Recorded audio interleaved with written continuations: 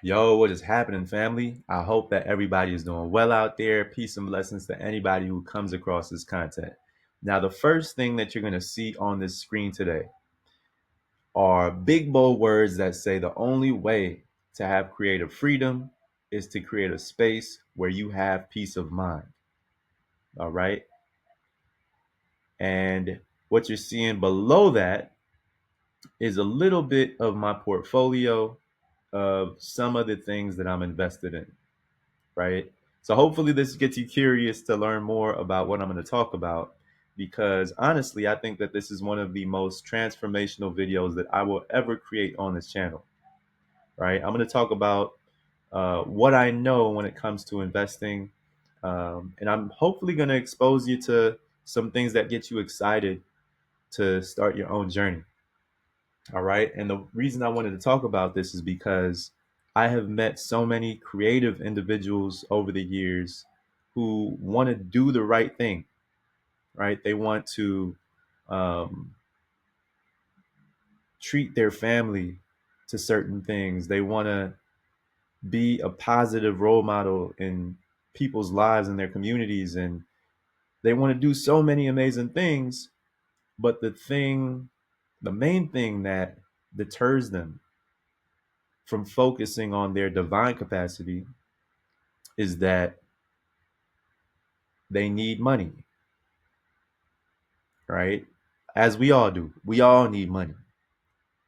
Um, but at the same time, you should not have to feel like you are compromising yourself for a paycheck, you know?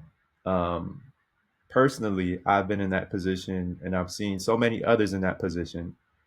And I think where that leads to is compromising your health, compromising your mental space, compromising your future, um, and not really being able to show up in ways for those around you in ways that you want to. All right. And I think in today's economy, if you work in a creative field, it can be very difficult to understand how you're going to make a way, but also how you're going to create the things that you really want to create. Right. It can be really difficult to create a financial lane for yourself, but also creating the things that you really want to create. All right. So hopefully, what this does today is expose you to how you can transform your own life.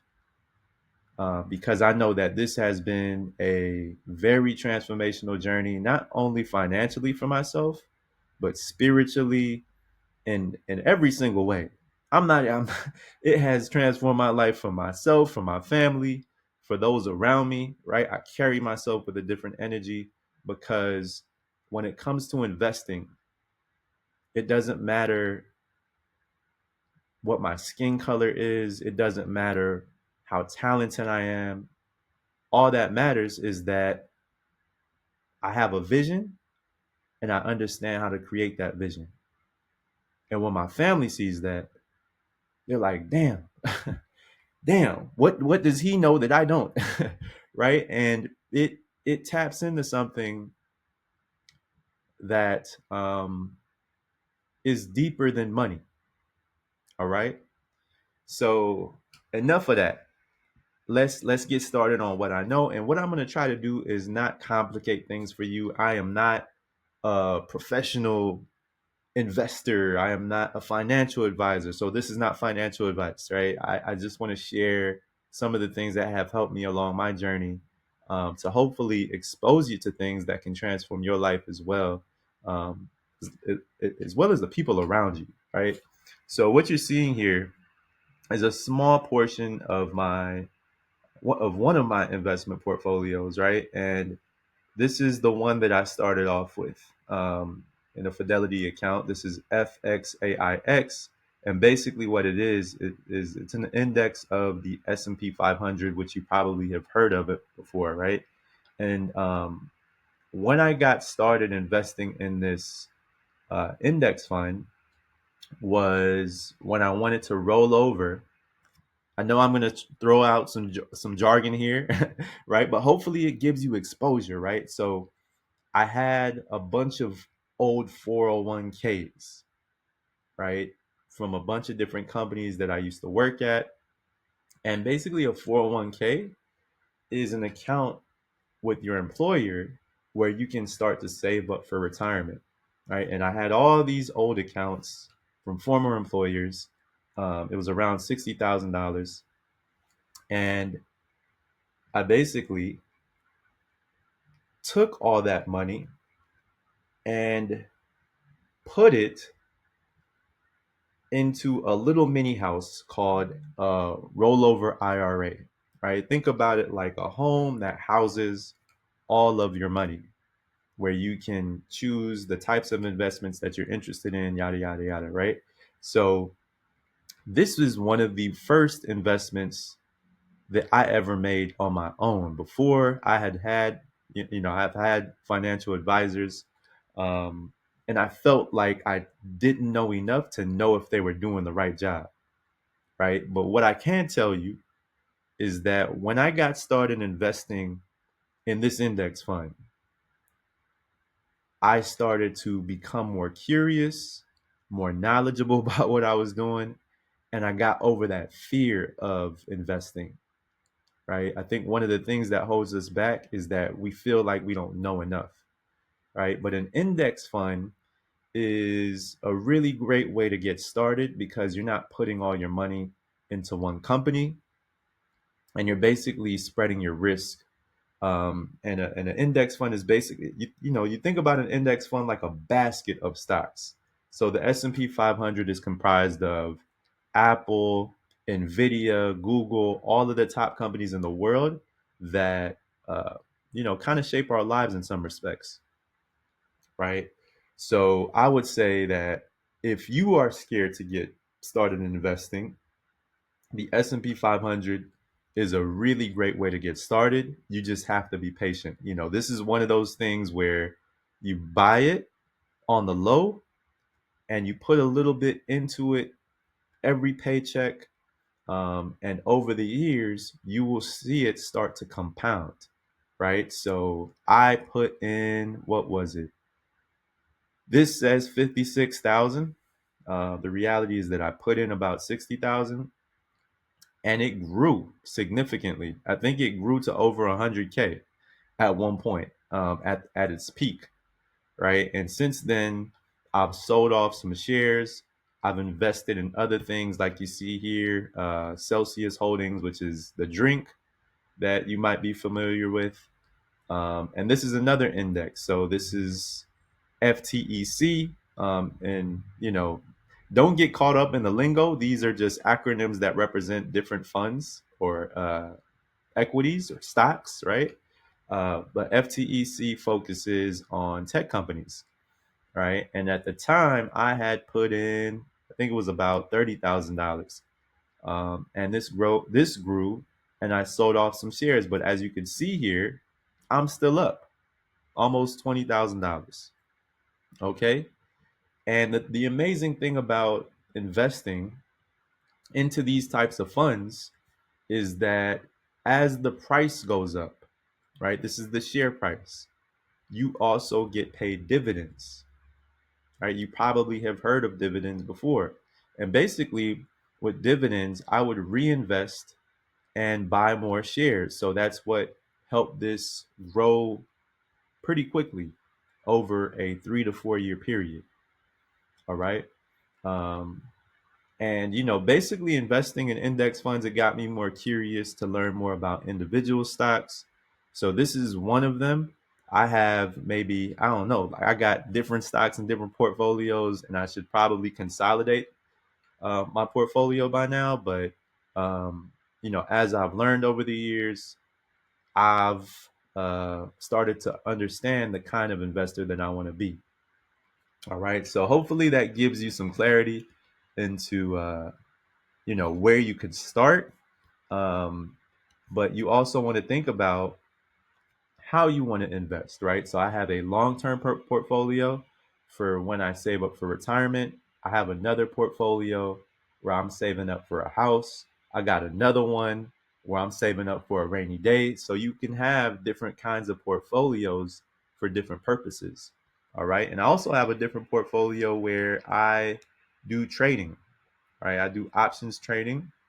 And this is something that I do as a part of my daily practice to step into fear, right? And it's a really good way to practice overcoming your fears while getting paid, right? And how I got started in options trading was I started looking at YouTubers who were doing this to get some side money, all right? And I've been learning how to read certain charts. So I got a Figma file here. I'm looking at charts and patterns, and I'm asking myself, why did this work? Well, it bounced off of here, right? I'm looking at these candlesticks and stuff, and you know, it is super helpful to look at different patterns and why they work because that's what I do as a designer, right? I'm studying systems, I'm studying psychology and how people react to certain things, right? And it's the same thing with trading, right? At certain price points, you will see that there's a story, right? So, like you can see here, this is the SPY S&P 500. I have a piece of paper right here in front of me, right? And on this piece of paper, I wrote down price points of when people typically sell or institutions sell. Like you see here, this is called the supply zone. Um, that's where institutions and individuals, investors like myself, they sell big time. That's why you see the red candlesticks here, right? But there are also certain price points where you see that a lot of buyers step in, and that's when you see the run up. All right. Um, but I'm not gonna say that you should get into trading with this Trump economy because it is crazy, right? But I will say that if you have been interested in investing, right, you can look at these different things like these are called pivot points. All right, and I'm not trying to overwhelm you. I'm just trying to expose you because there was a time, right? Let me show you. There was a time. When was it? All right. Yeah, right before.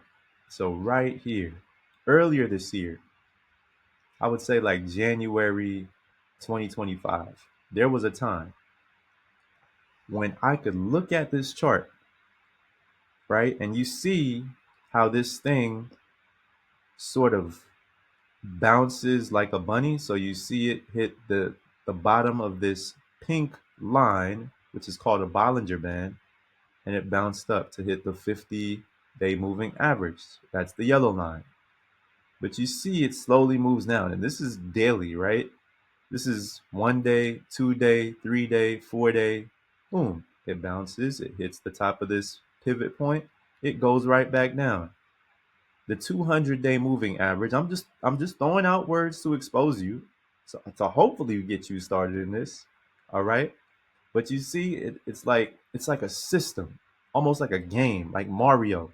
All right, that's how I look at it. It's like a game, and life is a game, right? So you see it, it bounced off of this 200-day moving average, which is like a very strong moving average and indicator for investors to use, and it bounced up, right? And as it was bouncing up, I was like, man, this is too smooth. This is easy money. I was literally making like $1,000 a day in minutes.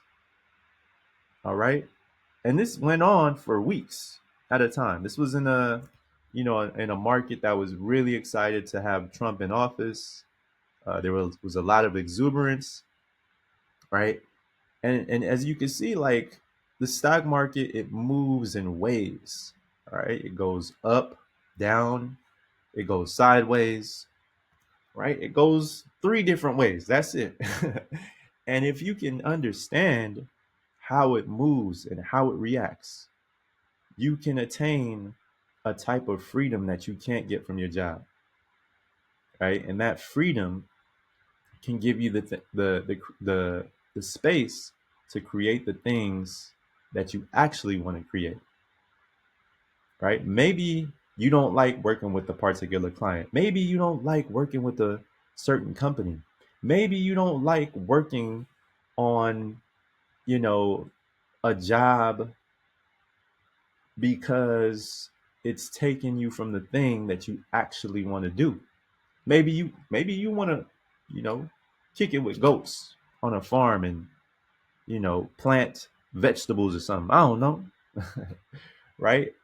Um, but if you can understand how to read these charts and these patterns, like you do with the creative endeavors that you already focus on, that will be a gift for a lifetime. All right. And the thing about this gift of understanding how to read these charts and understanding how markets work and fluctuate is that there becomes a point when you could say, okay, um, I understand what's best for me. And you could look at a second chapter, right?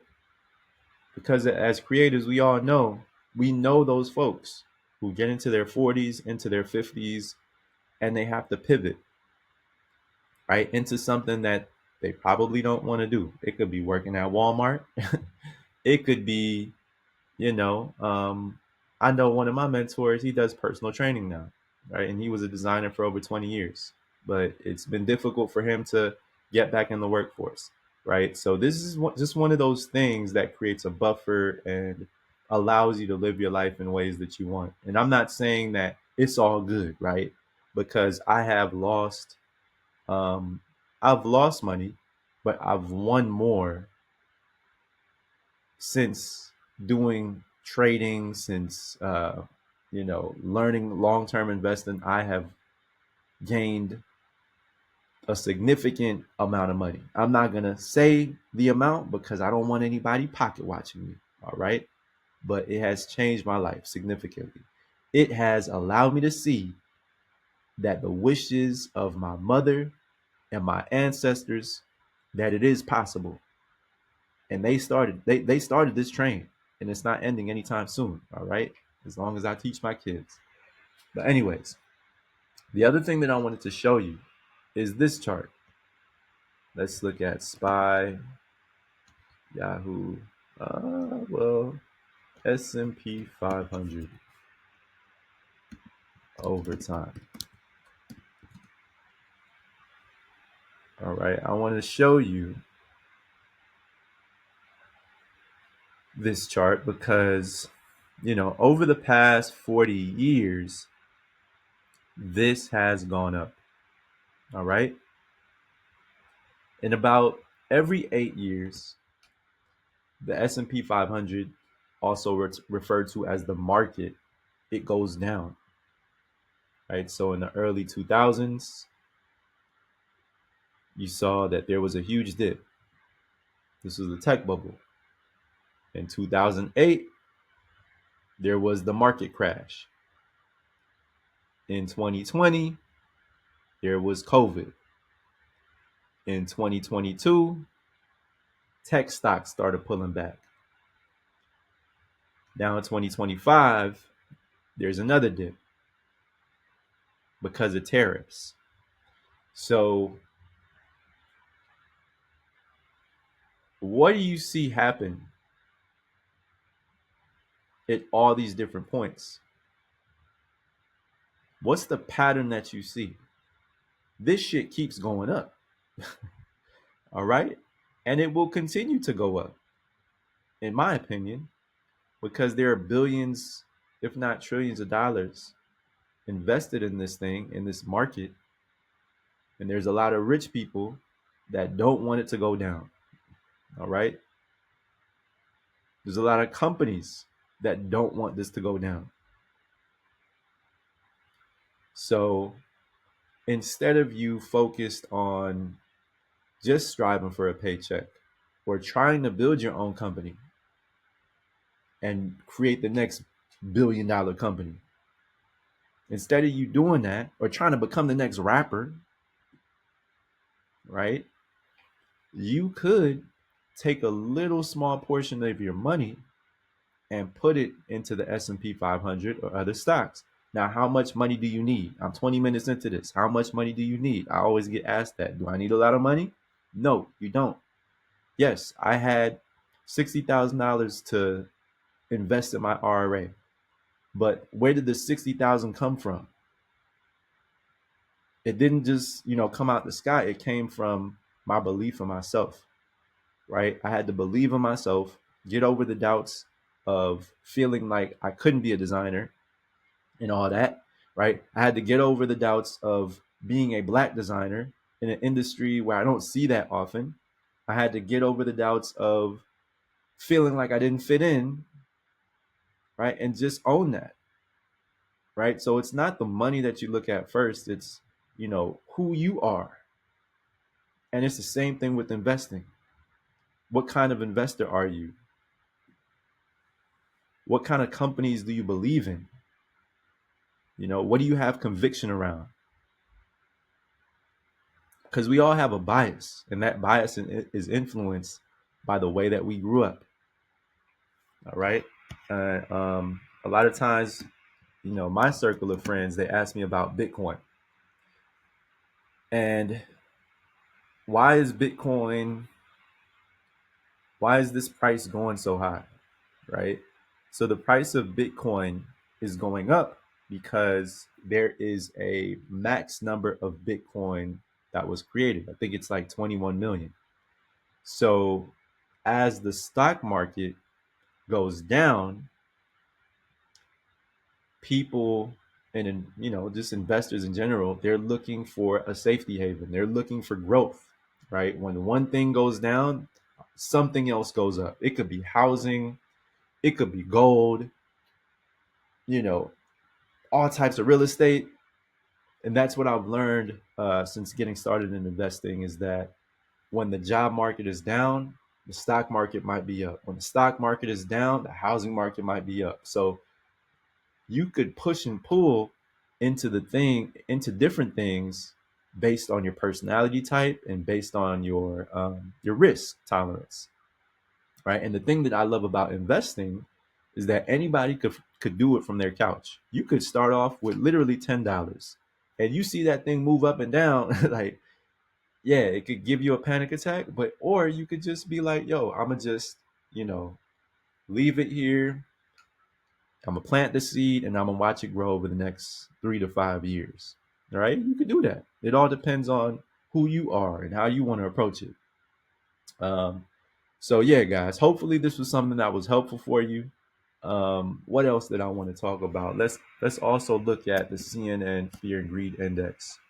All right, CNN Fear and Greed. So what this is that it's a barometer that a lot of investors use to understand when to invest. All right.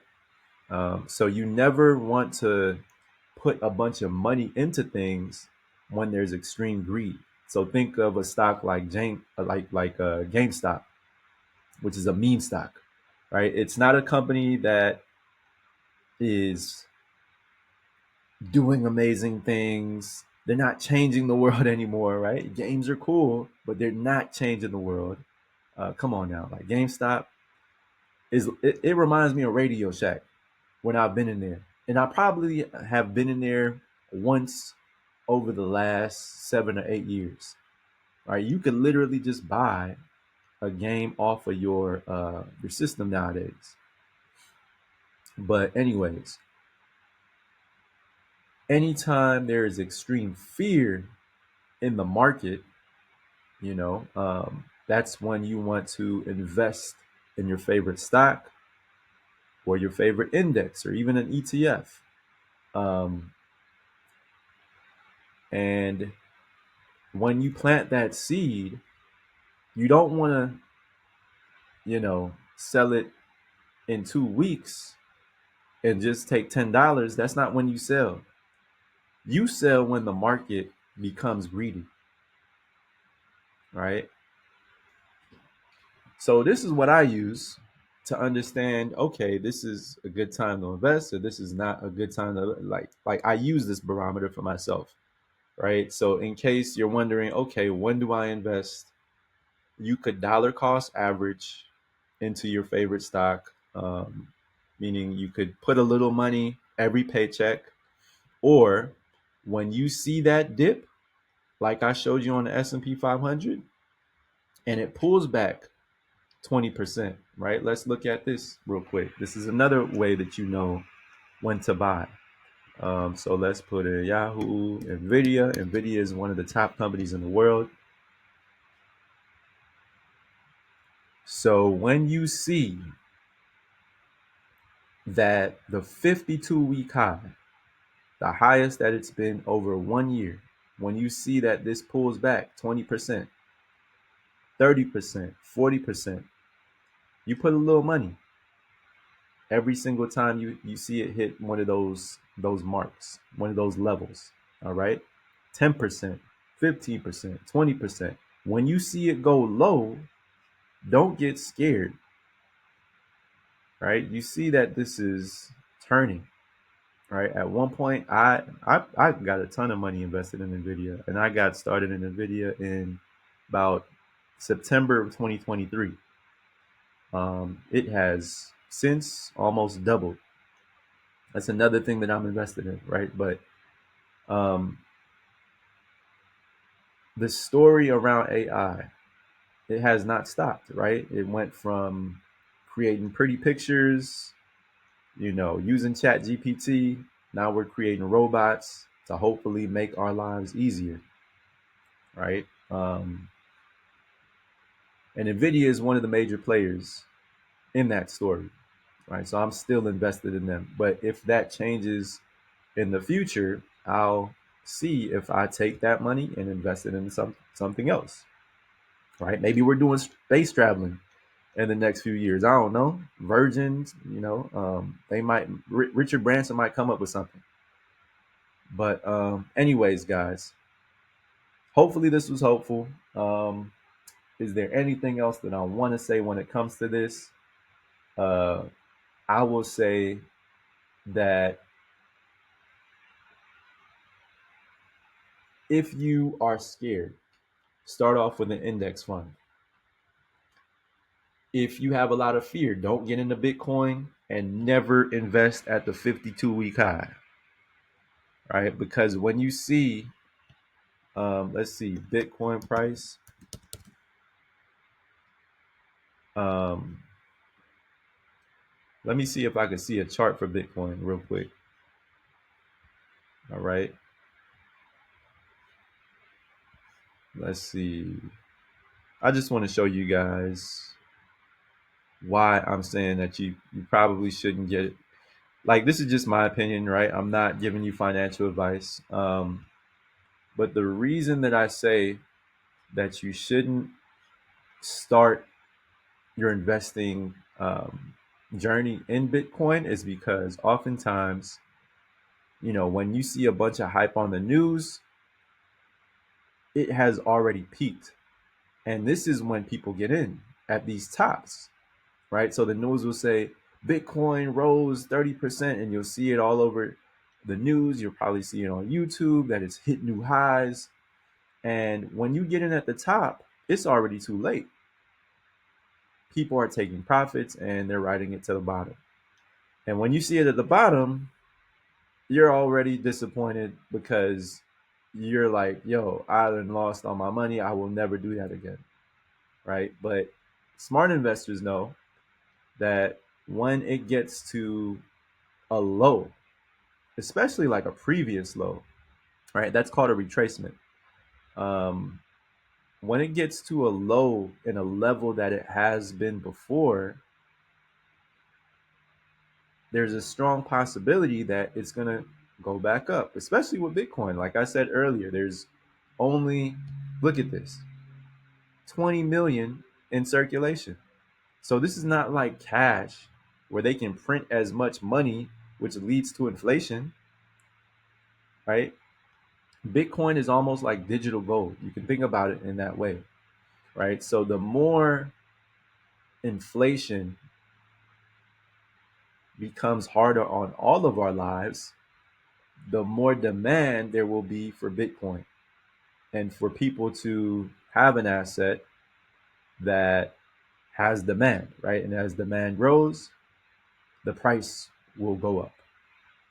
All right. This can go to $200,000. It can go to $1 million at some point in the future, right? And if you don't believe me, just look at this. We are in 2025. Just what in 2020 in 2015, 10 years ago, this thing was $300. All right. In 2015, the price of Bitcoin was $300.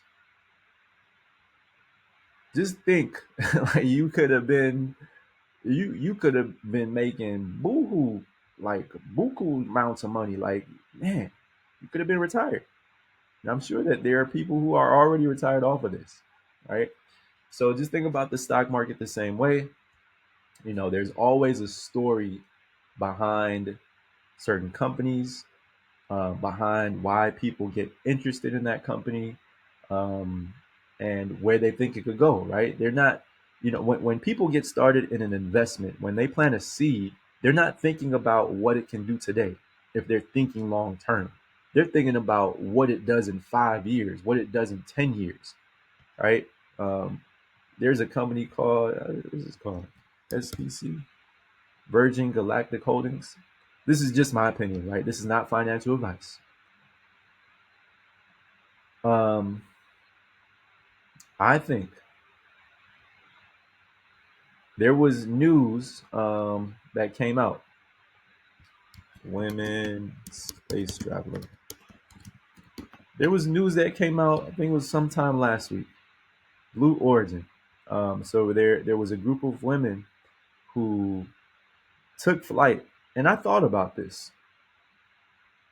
There was a group of women. And maybe I'm coming up with a conspiracy theory, but I just find it odd that they got a group of women, some celebrities, to go to space, right? And I think that there's always money behind this. There is always money behind this. They planted the seed like, yo, guys, at some point in the next few years, people will be able to go to space. In my mind, this is my conspiracy.